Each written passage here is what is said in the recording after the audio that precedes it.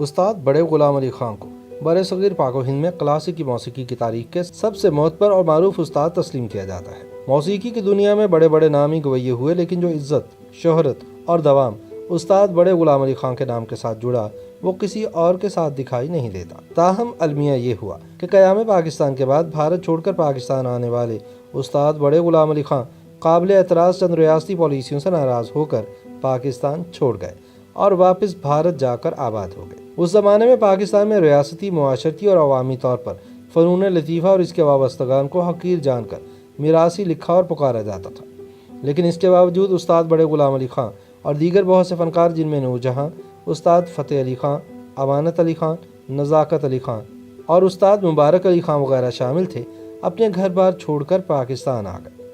وقت کا پہیہ چلا، زندگی آگے بڑھی، لیکن تنگ نظری بھی بڑھتی گئی اور اس نے رفتہ رفتہ انتہا پسندی کی شکل اختیار کر لی۔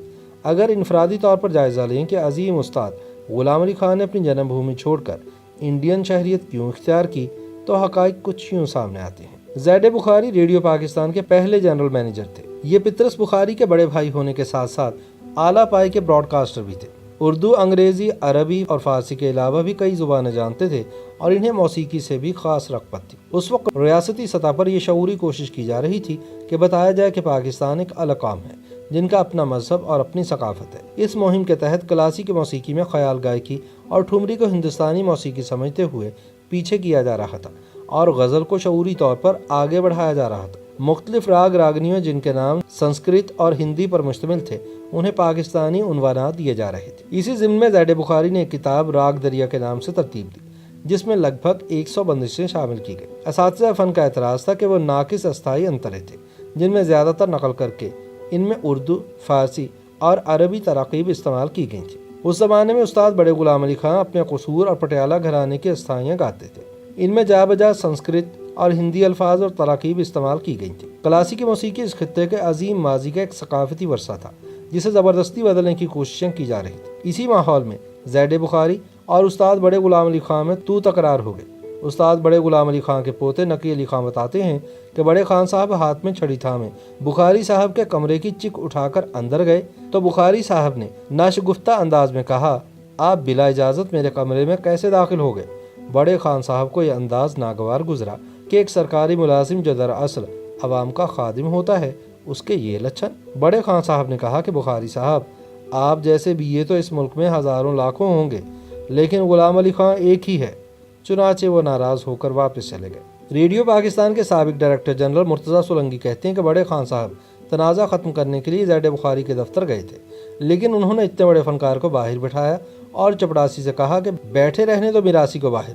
کہتے ہیں کہ یہ آواز استاد محترم نے سن لی تھی اور وہیں انہوں نے فیصلہ کیا کہ وہ اندر جا کر بات کریں گے اور اب پاکستان میں نہیں رہیں گے۔ یاد رہے کہ استاد بڑے غلام علی خان بابا بلے شاہ سے منسوب شہر قصور میں 2 اپریل سن 1902 میں پیدا ہوئے۔ ابتدائی طور پر ان کے گھرانے کو قصور گھرانہ کہا گیا، جو آگے چل کر پنجاب کے مشہور پٹیالہ گھرانے میں ضم ہو کر برے صغیر کے سنگیت میں مستند اور منفرد کہلایا۔ کلاسیکی اور نیم کلاسیکی موسیقی کی تاریخ پر نظر ڈالیں تو صدیوں میں یہ 3 کردار اہم دکھائی دیتے ہیں۔ میاں تانسین کو مشرقی موسیقی کا جد امجد تسلیم کیا جاتا ہے۔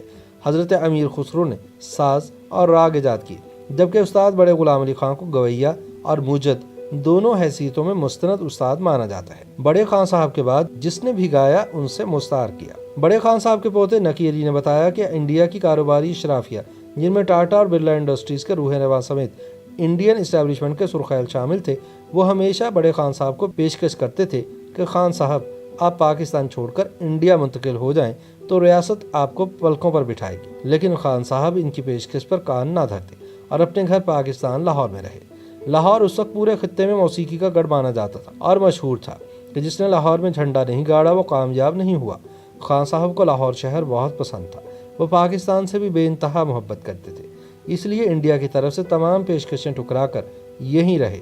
لیکن جب انہیں مجبور کیا گیا تو وہ بحری جہاز کے ذریعے کراچی سے ممبئی چلے گئے، جہاں انڈین کاروباری اشرافیہ نے انہیں سر آنکھوں پر بٹھایا اور سرکاری طور پر ممبئی مالابار میں بنگلے کے ساتھ ساتھ انڈین شہریت اور مراد بھی دی۔ مرتضیٰ سولنگی کے بقول سن 2009 میں جب وہ ریڈیو پاکستان کے DG تھے تو انہوں نے استاد بڑے غلام علی خان کے گائے ہوئے راگ اور راگنیوں سے پابندی اٹھا دی۔ سن 1953 میں جب بڑے غلام علی خان انڈیا منتقل ہو گئے تو ریڈیو پاکستان میں ان پر غیر اعلانیہ پابندی لگا دی گئی تھی، زید بخاری نے اس ضمن میں کوئی تحریری آرڈر تو نہیں جاری کیا تھا، لیکن تقریباً 56 سال تک ریڈیو پاکستان کو استاد محترم کی لافانی آواز سے محروم رکھا گیا۔ خیال رہے کہ دنیا سنگیت کے بڑے بڑے گویے، کوہنا مشق سازندے، موسیقار اور فلمی دنیا کے گلوکار سب براہ راست اور بالواسطہ بڑے خان صاحب کے شاگرد ہوئے۔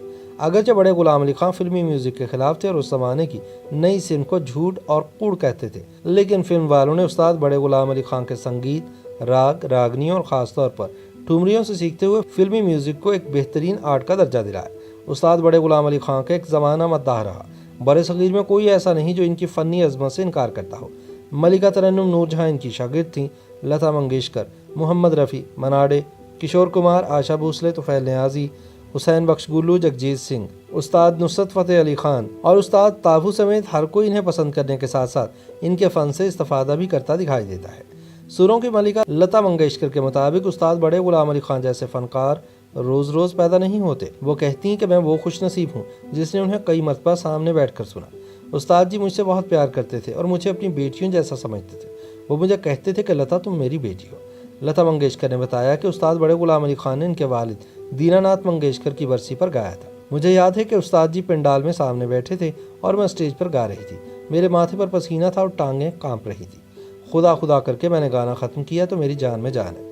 میں گاتے ہوئے کبھی نہیں گھبرائی تھی، لیکن میرے ساتھ ایسا اس لیے ہوا کیونکہ بڑے خان صاحب میرے سامنے تھے۔ انہوں نے مزید بتایا کہ میرے بعد استاد بڑے غلام علی خان نے گایا اور ایسا گایا کہ انہیں انسانوں کے ساتھ ساتھ ہواؤں، فضاؤں اور پریوں نے بھی سنا ہوگا۔ استاد بڑے غلام علی خان کے گائیکی کے انداز نے برِ صغیر کی کلاسیکی، نیم کلاسیکی اور خاص طور پر فلمی موسیقی پر کیا اثرات مرتب کیے۔ اس حوالے سے لتا کہتی ہیں کہ موسیقی ٹھمری سے کشید اور مستعار کی گئی ہے، جیسا کہ استاد بڑے غلام علی خان ٹھمری کے بھی کمال گویے تھے۔ ان کی گائی ہوئی ٹھمریاں بہت سے موسیقاروں نے مستعار کی۔